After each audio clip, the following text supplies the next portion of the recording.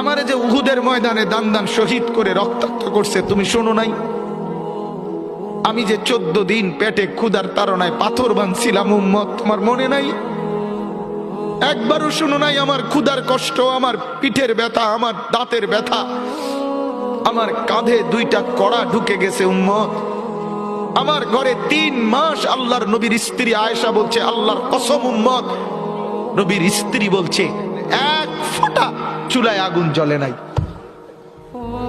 নওজোয়ান আপনারা বলেন বাপ, আজকে যাদের 1 বছর 6 মাস 2 বছর কোনদিন ফজরের নামাজ পড়েন না, দিনের পর দিন রাতের পর রাত যায়, এভাবেই 6 মাস, এভাবেই 1 বছর, এভাবেই 2 বছর, আপনি জানেনও না ফজরের ওয়াক্ত হয় কখন, ফজরের জামাত হয় কখন।